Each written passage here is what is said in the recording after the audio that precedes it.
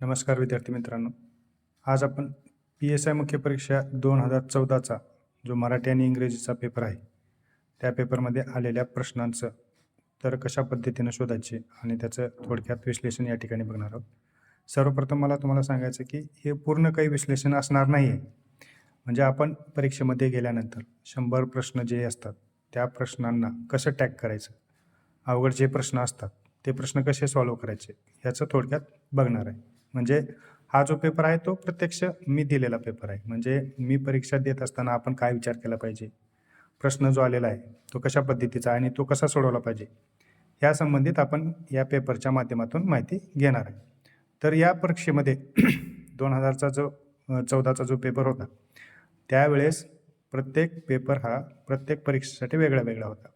म्हणजे PSI, STI, SO ह्या परीक्षांसाठी वेगळे पेपर व्हायचे. पण 2018च्या नंतर कंबाईन परीक्षा आली आणि त्याच्यानंतर हे एकच पेपर झाले. मग त्यावेळेस 2014ला मराठी आणि इंग्रजीचा पॅटर्न हा थोडासा वेगळा होता. म्हणजे मराठीचे जवळपास 60 प्रश्न होते.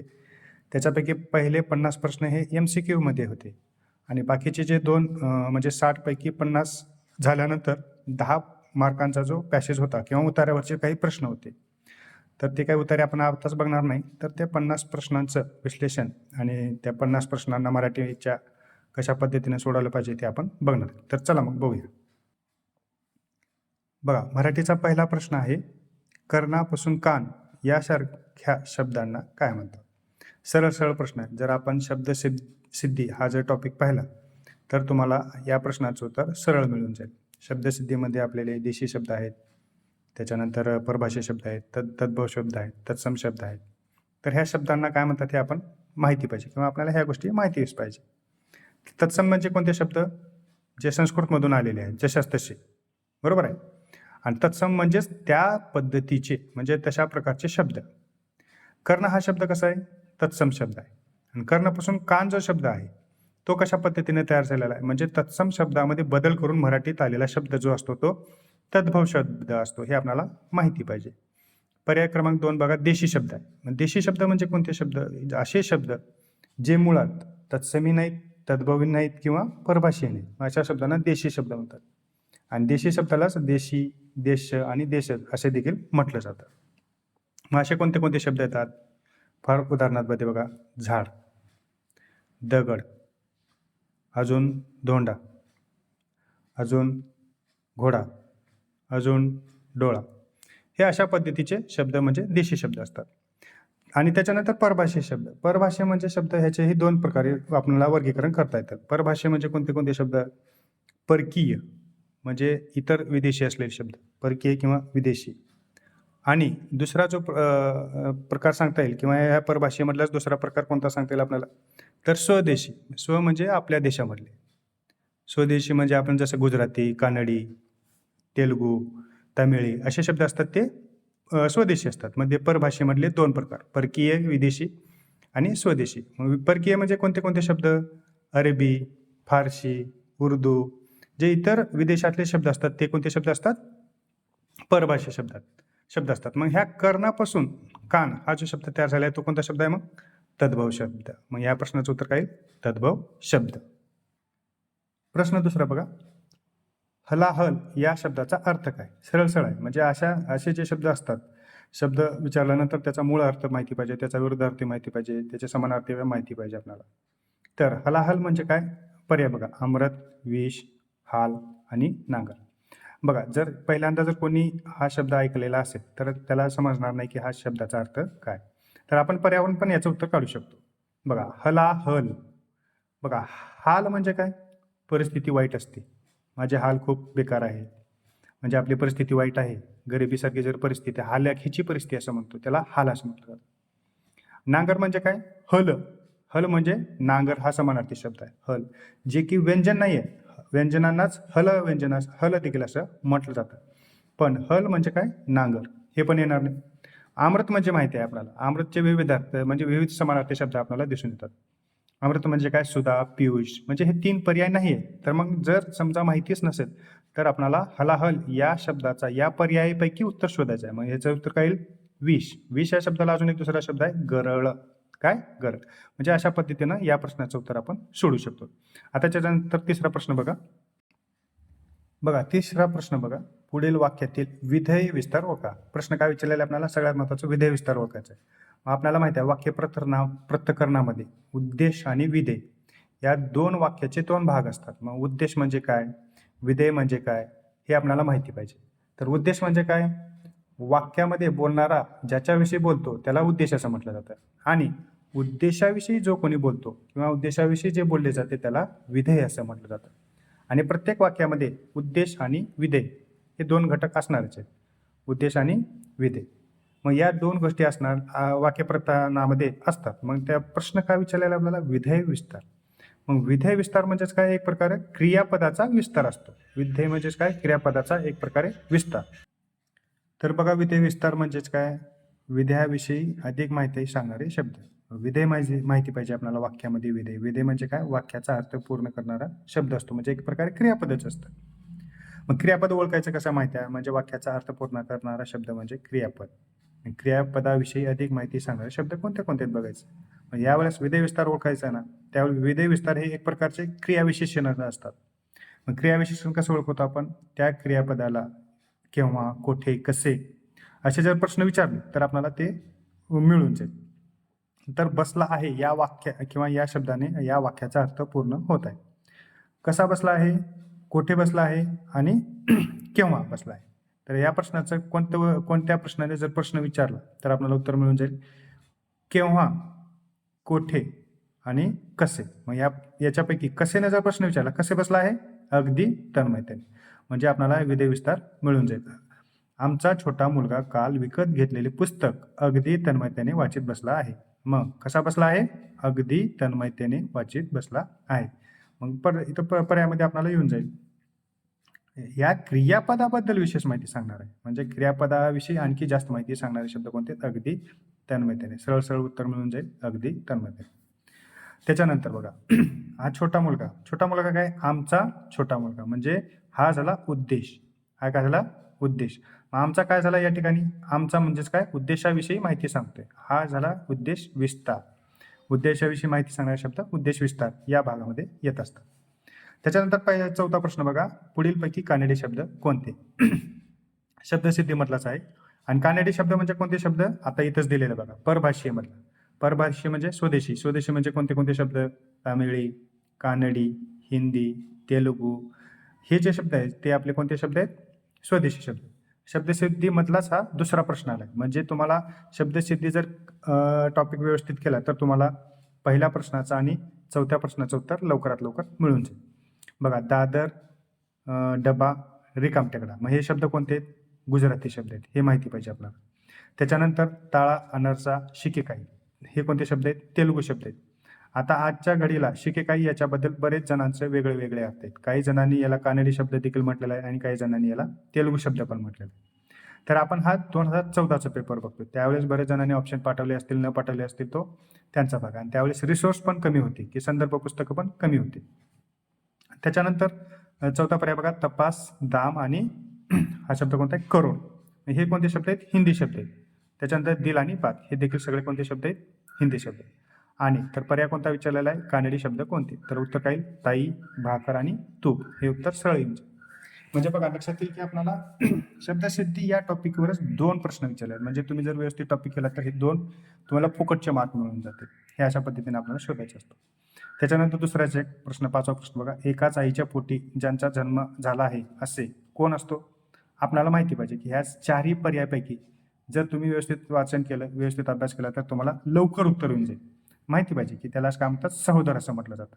आप्तेष्ट, गणगोत आणि आप्तस्वकीय या सगळ्यांचा अर्थ काय होतो? एकच होतो. आप्तेष्ट म्हणजे जवळचे नातेवाईक, जे कोणी गणगोत असतात, सगेसोयरे असतात, ते या सगळ्यांचा एकच अर्थ होतो. म्हणजे हे पर्याय येणार नाही. त्याच्यामुळे सरळ सरळ उत्तर काय? सहोदर. त्याच्यानंतर पुढला प्रश्न बघा. पुढीलपैकी व्याकरणदृष्ट्या चुकीचा शब्द ओळखा. आता हा कल वाढलेला आहे. म्हणजे आज जर परीक्षेमध्ये जर तुम्ही पाहिला तर 5-5, 6-6 शब्दांचा एक समूह तयार करून 3-4 पर्याय दिले जातात. मग त्याच्यामध्ये चुकीचा शुद्ध शब्द ओळखा, चुकीचा अशुद्ध शब्द ओळखा, अशा पद्धतीचे प्रश्न विचारू लागले. तर त्यावेळीचे प्रश्न कसं वन लाईनर होते बऱ्यापैकी, 14 पर्यंत, 15, 16, 17 पर्यंत. म्हणजे विचारण्याची पद्धती चुकीच्या शब्दांची अशा पद्धतीची होती. तर हे आपल्याला माहिती पाहिजे की त्याच्या वेलांटी, उकार, कॉमा, त्याच्या अनुस्वार कोणत्या शब्दाला कशा पद्धतीने द्यायचं आहे ते आपल्याला माहिती पाहिजे. तर बघा इथं दिलेलं उत्स्फूर्त, उन्मूलन, उत्तुंग आणि उत्कृष्ट.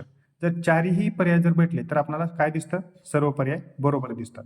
पण हे जर पर्याय आज आपण परीक्षेमध्ये जर भेटले तर हे बरेच प्रश्न रिपीट होत असतात. हेच प्रश्न तुम्हाला आजच्या कुठेतरी कोणत्यातरी एका परीक्षेमध्ये आढळून येत असतात. तर ह्याच्यापैकी चुकीचा ओळखायला सांगितलाय. तर उत्स्फूर्तचं जी वेलांटी आहे ती दुसरी वेलांटी आहे. उन्मूलन व्यवस्थित शब्द बघा, हे बरेच वेळेस विचारण्यात आलेलं आहे. म्हणजे रिपिटेशन ह्या प्रश्नांचं झालेलं आहे बऱ्याच वेळेस. आणि उत्सृष्ट कधी कधी ठ पण विचारतात, पण ते चुकीचं असेल. उत्सृष्ट हे अशा पद्धतीचं हे बरोबर आहे. उन्मूलन बरोबर आहे आणि उत्स्फूर्त बरोबर आहे, म्हणजे सगळ्यांना दुसरी वेलांटी आहे.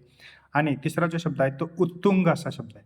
मग उत्तुंगला इथं दुसरी वेलांटी दिलेली आहे, पण त्याची वेलांटी आहे पहिली, म्हणून उत्तर पर्याय क्रमांक 3 या प्रश्नाचं उत्तर येऊन जाईल. बघा, हे जर तुम्ही व्यवस्थित केले ना, म्हणजे तुम्हाला कुठेतरी डबल किंवा पुन्हा रिव्हिजनमध्ये केल्यानंतर हे तुम्हाला आजच्या बरेच प्रश्नपत्रिकेमध्ये ह्या चुकीच्या शब्दाचा अर्थ कळून जाईल किंवा चुकीचे शब्द तुम्हाला समजून येतील. त्याच्यानंतर प्रश्न 7 आहे, तद्भव शब्द ओळखा. बघा इथं काय विचारलेलं आहे? कर्णापासून कान हा तद्भव शब्द आहे, म्हणजे तोच प्रश्न इथं कुठेतरी आलेला आहे. म्हणजे शब्दसिद्धीवरच 7 पैकी 3 प्रश्न आलेले त्यावेळीचे, पण हे अशा पद्धतीनं तुम्हाला आज दिसणार नाही. तर करत असताना आपलं जेवढं PYQ चांगलं होईल तेवढे आपण त्याच्यामध्ये मार्क चांगले मिळू शकतो. बघा, कर हे कसा शब्द आहे? तत्सम शब्द. जल म्हणजे काय? पाणी, तत्सम शब्द. त्याच्यानंतर हस्त म्हणजे काय? हस्त म्हणजेच कर म्हणजेच हात. या करचे पण 2 अर्थ होतात. कर म्हणजे हात, कर म्हणजे टॅक्स, अशा पद्धतीने. तर घाम, घाम हा शब्द कोणता आहे? तद्भव शब्द आहे. आणि घामचा तत्सम शब्द कोणता आहे? ध्रुम. ध्रुम म्हणजेच काय? घाम. या शब्दाला आपल्याला म्हणता येईल. हे अशा पद्धतीनं पहिले 7 पैकीच तुम्हाला 3 प्रश्न हे शब्दसिद्धीवर विचारले आहेत, म्हणजे त्यावेळची काटेणी पातळी ही थोडीशी कमी होती. आज जर बघितलं तर आज ते जास्त प्रमाणात आहे. पुढले प्रश्न बघूयात आपण. प्रश्न 8वा बघा, जोडाजुळा विचारलेला आहे आणि इथे काय वाक्याचे प्रकार दिलेले आहे. आज्ञार्थी वाक्य, विद्यार्थी, संकेतार्थी आणि उद्गारार्थी. सरळ सरळ दिलेलं आहे, म्हणजे आपल्याला वाचनामध्ये जर आलेलं असेल तर त्या प्रश्नाचे उत्तर आपल्याला लवकरात लवकर येऊन जातात. आणि वेळ वाचवण्यासाठी अशा प्रश्नांचं टॅग कसं करायचं किंवा ह्या प्रश्नाला समोर कसं जायचं? आज्ञार्थी वाक्य माहिती पाहिजे, म्हणजे मुलांनो चांगला अभ्यास करा. ज्या वाक्यामध्ये क्रियापदाला अ, आ, ई किंवा उ हे उच्चार येत असतात ते सहजासहजी कोणते असतात?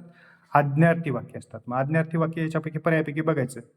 पर्याय 1, 2 आणि 3 मध्ये आहेत, म्हणजे 3 पर्यायापैकी एक उत्तर असणार. म्हणजे चौथा पर्याय बघायची गरज आहे का? नाही, म्हणजे इथं आपला थोडासा वेळ वाचत असतो. विद्यार्थी वाक्य म्हणजे कोणते? ज्या वाक्याच्या क्रियापदामध्ये वा, वी, वे अशा पद्धतीची क्रियापदे असतात ते कोणते असतात? विद्यार्थी असतात. म्हणून बीचं काय? एक आहे. आता 2 हा तिसरा पण पर्याय घडला, म्हणजे बीचं उत्तर काय? 1 आहे, म्हणजे बी आहे 2 ठिकाणी. मग आपण सी बघूया डायरेक्ट, म्हणजे सी वरून आपल्याला उत्तर कळून जाईल. सीचं काय? संकेत. संकेत म्हणजे काय? जर तरच्या गोष्टी असतात. संकेत म्हणजे एक प्रकारचे अटीदर्शक गोष्टी असतात. पाऊस पडला तर हवेत गारवा आला असता. जर पाऊस पडला असता तर हवेत गारवा आला असता. म्हणजे हे वाक्य कोणतं आहे? संकेतार्थी आहे. म्हणजे सीचं उत्तर काय? 4, म्हणजे पर्याय क्रमांक 1. बघा लक्षात घ्या, आपण 1 पण वाचलं नाही, 3 पण वाचलं नाही आणि 2 पण जास्त काही वाचलं नाही. म्हणजे आपल्याला लवकर उत्तर पोहोचवण्यासाठी अशा पद्धतीनं जोड्या जुळवता येतात. बघा त्याच्यानंतर 9वा प्रश्न आहे, ताळा अनरसा किडूक मिडूक शिकेकाई. बघा आत्ताच हा मागा प्रश्न आलेला आहे. आत्ताच इथे किती शिकेकाई कुठे दिलेला आहे? ह्या इथे बघा, म्हणजे या ठिकाणी बघा प्रश्न क्रमांक 4.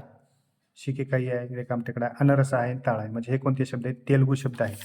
4था प्रश्न आणि 9वा प्रश्न हा फुकट मार्क आहे तुम्हाला, म्हणजे जास्त काही बघायची गरजच नाही. सरळ सरळ उत्तर दिलेलं आहे. इथं कुठलीही अडचण नाही, म्हणजे आपणाला उत्तर शोधायची देखील गरज नाही. त्याच प्रश्न डबल आलेला आहे. ताळा अनरसा किडूक मिडूक आणि शिकेकाई जसं तसं विचारलेलं आहे. उत्तर काय म्हणायचं? तेलुगू. प्रश्न 10वा बघा, करण रूपी. करण रूपी म्हणजे काय? होकारार्थी वाक्य बघायचं आपल्याला, म्हणजे वाक्याच्या प्रकारामधलेच विचारलं.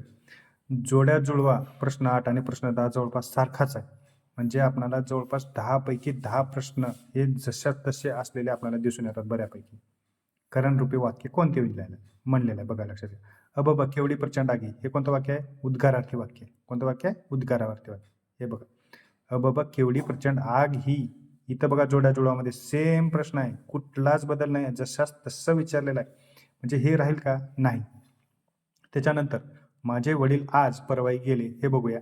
त्याच्यानंतर गोविंद अभ्यास करतो आणि जे चकाकते ते सोने नसते. जे, ते, जर, तर अशा पद्धतीचे जे वाक्य असतात ते वाक्य कोणते आहेत? संकेतार्थी असतात, म्हणजे अटदर्शक वाक्य असतात. इथं विचारलेलं आहे, जर, तर, जसे, तसे, जो, की असे जे काही प्रश्न वाक्य असतात ते कोणते असतात? संकेतार्थी वाक्य असतात. मग ह्या प्रश्नामध्ये करणरूपी वाक्य ओळखायचं आपल्याला. करणरूपी हे तर येणार नाही आणि हे तर येणार नाही. आज जर भेटलं तर तुम्हाला 2 आणि 3 मध्ये कन्फ्युजन असू शकतो. करणरूपी म्हणजे कोणतं वाक्य? होकारदर्शक असलेले वाक्य किंवा ज्या वाक्यामधून होकार दर्शवला जातो त्याला आपल्याला कोणतं वाक्य म्हणतात? करणरूपी वाक्य. बघा, माझे वडील आज परवा गेले, म्हणजे हे देखील आपल्याला होकार वाटतो. आणि त्याच्यानंतर गोविंद अभ्यास करतो, हे देखील आपल्याला होकार वाक्य वाटतो किंवा करणरूपी वाक्य वाटतं. पण ज्या वाक्यामध्ये स्थळ आणि ठिकाण ह्या गोष्टी दर्शवलेल्या असतात, स्थळ आणि ठिकाण, कुठे गेले? परगावी, कधी गेले? आज गेले, म्हणजे ह्या 2 शब्दावरून आपल्याला हे 2 शब्द मिळतात. म्हणजे ह्या वाक्यामध्ये स्थळ आणि ठिकाण दर्शवलं असतं आणि स्थळ आणि ठिकाण दर्शवणारे वाक्य हे विधानार्थी असतात. हे विधानार्थी वाक्य एकतर होकारार्थी असतील किंवा नकारार्थी असू शकतात. मग आपल्याला विचारलेलं आहे करणरूपी वाक्य. पण करणरूपी वाक्य म्हणजे काय? सहजासहजी होकार असतो वाक्यामध्ये. म्हणजे गोविंद अभ्यास करतो हे सरळ वाक्य आपल्याला कोणतं वाक्य दिसून येईल? करणरूपी. तर त्याच्यानंतर प्रश्न 11 बघा, शुद्ध शब्द विचारलेला आहे. बघा, आता मागच्या प्रश्नामध्ये जर मागं बघितलं तर आपल्याला शब्द चुकीचा विचारलेला होता. म्हणजे कोणता शब्द? हा बघा, कोणता व्याकरणदृष्ट्या चुकीचा शब्द विचारला. मग इथंच आहे, शब्दामधलाच कोणता शब्द? शुद्ध शब्द ओळखाय. म्हणजे तो कोणता आहे? लुटू पुटू. लुटू पुटू, दुडू दुडू, हळूहळू, मुळू मुळू असे हे जे शब्द असतात ते आपल्याला त्याचे वेलांटीनुसार आपल्याला लवकर लक्षात ठेवता येतात. मग लुटू पुटू हा शब्द कसा लिहायचा? लू आणि पुला पहिला उकार, टू आणि टूला दुसरा उकार, म्हणजे पहिला क्रमांक, पर्याय क्रमांक 1 याचं उत्तर येऊन जाईल. प्रश्न 12 बघा, शब्दसमूहाबद्दल एक शब्द निवडायचा आहे. म्हणजे काय म्हणतात त्याला? वन वर्ड सबस्टिट्यूशन, म्हणजे इंग्लिशमधला तसाच आहे तो. मागून जन्मलेला. मागून म्हणजे काय? जो पुढला आहे त्याच्या अगोदरचा, म्हणजे लहान असलेला. लहान असलेला म्हणजे नंतर जन्मलेला, उशिरा जन्मलेला. मग कोण असतो तो? अग्रज असतो का? अपूर्व असतो का? अष्टावधानी असतो का? अष्टावधानी, तर ह्याचा अर्थ काय? अष्टावधानी म्हणजे काय? अनेक गोष्टीमध्ये एकाच वेळी लक्ष ठेवणारा म्हणजे कोण असतो? अष्टावधानी असतो. अपूर्व म्हणजेच काय? कधी न घडलेले ह्या गोष्टी असतात ते अपूर्व असतात. अग्र म्हणजे काय? पुढची बाजू, म्हणजे अगोदर जन्मलेला, त्याला म्हणायचं अग्रज. हा कोण असतो? अगोदर जन्मलेला. बरोबर आहे. ह्या प्रश्नाचं उत्तर काय येईल मग? अनुज असेल. म्हणजे 3 पर्याय कटले, राहिला पर्याय क्रमांक 3, म्हणजे उत्तर काय? मागून जन्मलेला अनुज. त्याच्यानंतर प्रश्न 13 बघा, खालीपैकी कोणता शब्द पोर्तुगीज भाषेतून आला आहे? आला का शब्दसिद्धीचा प्रश्न डबल? म्हणजे शब्दसिद्धीवर जवळपास 4 ते 5 प्रश्न तुम्हाला ह्या 13 पैकी दिसतील. म्हणजे आपल्याला हे फुकटचे मार्क आहे. म्हणजे शब्दसिद्धी जर व्यवस्थित टॉपिक केला तर आपल्याला जवळपास प्रश्नांची उत्तरं येऊन जातात. मग पोर्तुगीज शब्द माहिती पाहिजे. काय आहे? हापूस, अर्ज, त्यानंतर सामान आणि अण्णा. अण्णा हे फार पोर्तुगीज असणार का? नाही, म्हणजे हा कानडी शब्द आहे, हे माहिती पाहिजे आपल्याला. सामान फारसी शब्द आहे. अर्ज अरबी अर्ज, असं लक्षात ठेवायचं. अरबी शब्द अर्ज. तर पोर्तुगीज शब्द कोणते आहेत? फळं, पुन्हा त्याच्यानंतर घमेले, ते वगैरे असे जे शब्द काही असतात, कारतूस वगैरे, हे पोर्तुगीज शब्द असतात. त्याच्यापैकीच कोणता शब्द आहे? हापूस. हापूस हा शब्द कोणता आहे? पोर्तुगीज. म्हणजे पोर्तुगीज परभाषेमधला हा विदेशी शब्द आहे. कळालं?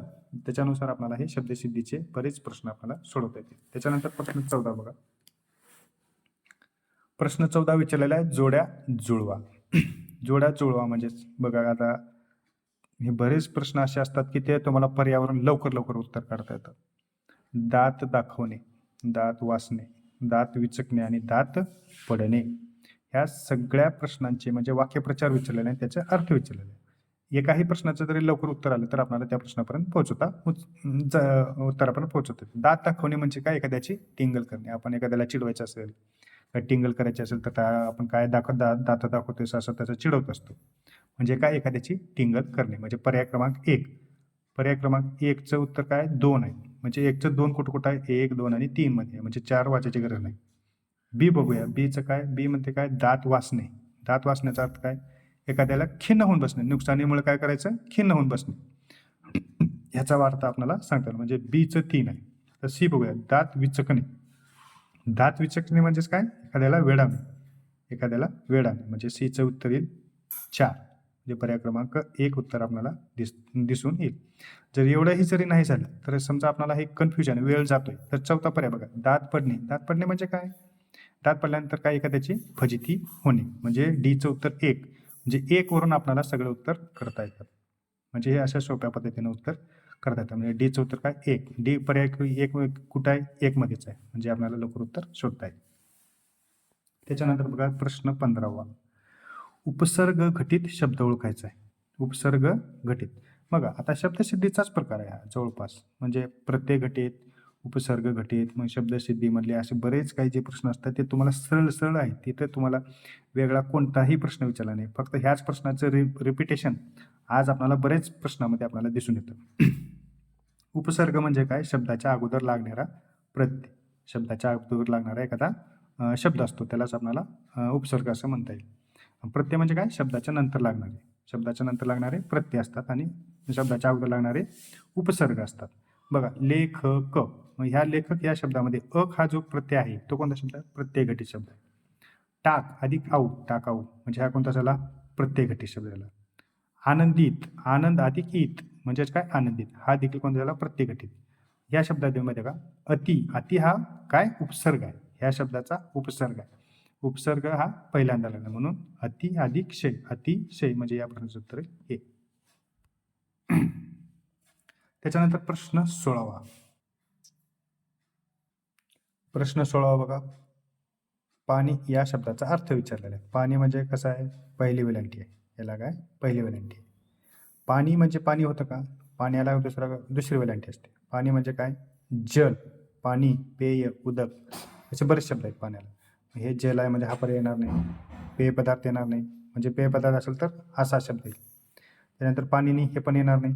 आणि त्याच्यानंतर मग काय अर्थ राहिला? पाणी म्हणजेच काय? हात. हात या शब्दाला दुसरा पर्याय अर्थ कोणता आहे? कर, हस्त. हे आपल्याला सरळ सरळ उत्तर मिळून जाईल. प्रश्न 17वा बघा. चुकीची जोडी विचारलेली आहे. अयोग्य म्हणजे काय? चुकीची जोडी.